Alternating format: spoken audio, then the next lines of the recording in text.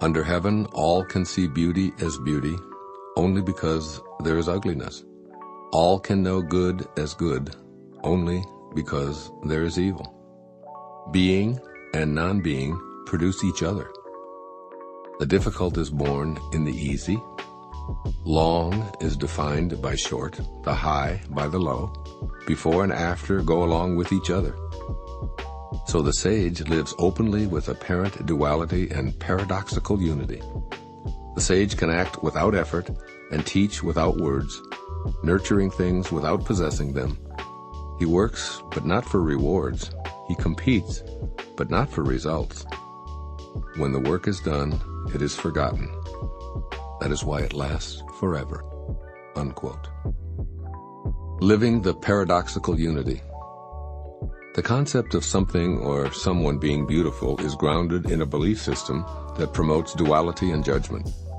This way of thinking is prevalent and commonplace for just about everybody in our culture, perhaps even having some value in society.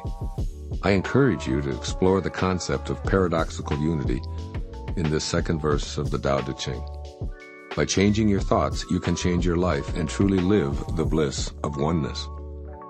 Has it ever occurred to you that beauty depends on something being identified as ugly? Therefore, the idea of beauty produces the idea of ugliness and vice versa. Just think of how many concepts in this duality belief system depend on opposites. A person isn't tall unless there's a belief system that includes short. Our idea of life couldn't exist without that of death.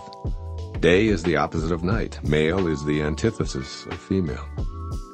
What if you instead perceived all as a piece or a glimpse of the perfection of oneness? I think this is what Lao Tzu is suggesting with his description of the sage who lives openly with apparent duality and paradoxical unity. Imagine the perfect oneness coexisting in the apparent duality, where opposites are simply judgments made by human minds in the world of the 10,000 things. Surely the daffodil doesn't think that the daisy is prettier or uglier than it is, and the eagle and the mouse have no sense of the opposites we call breathing paradox every moment of your life. The body has physical boundaries, it begins and ends and has material substance. Yet it also contains something that defies boundaries, has no substance, and is infinite and formless. You are both the Tao and the 10,000 things simultaneously. Let the contrasting and opposite ideas be within you at the same time. Allow yourself to hold those opposite thoughts without them canceling each other out. Believe strongly in your free will and ability to influence your surroundings, and simultaneously surrender to the energy within you. Know that good and evil are two aspects of a union. In other words, accept the duality of the material world while still remaining in constant contact with the oneness of the eternal Tao. The debilitating necessity to be right and make others wrong will soon diminish. I believe that Lao Tzu would apply the Tao Te Ching to today's world by suggesting the following.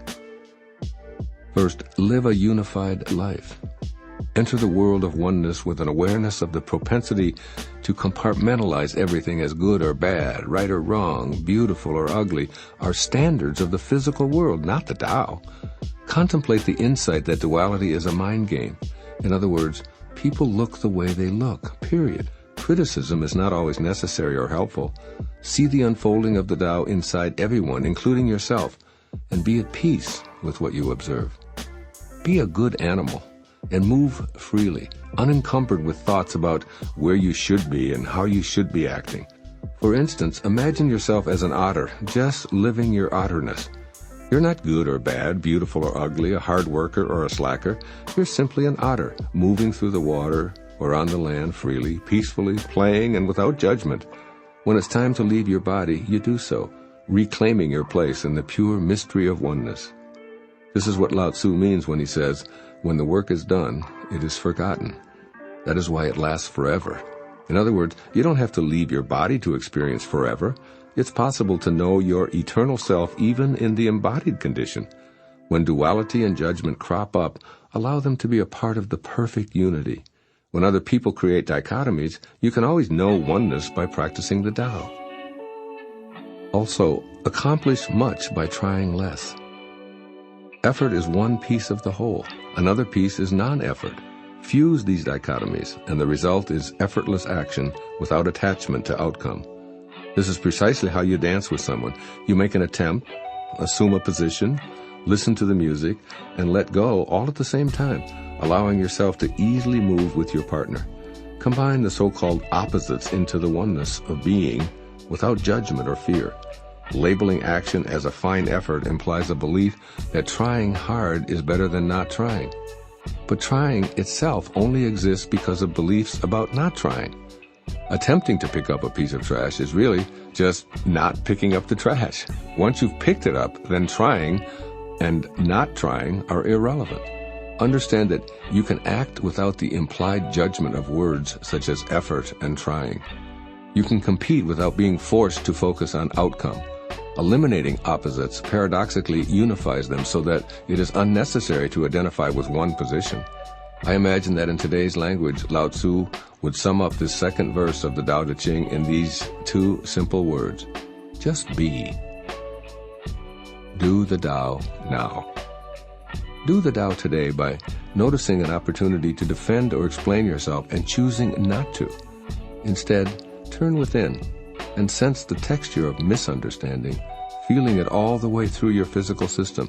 Just be with what is instead of opting to ease it by traversing this outer world path of explaining and defending. Don't get caught up in the apparent duality of being right or wrong. Congratulate yourself for making a choice to be in paradoxical unity, a oneness where all of the spectrum simply is. Silently appreciate the opportunity, along with your willingness to practice your sageness.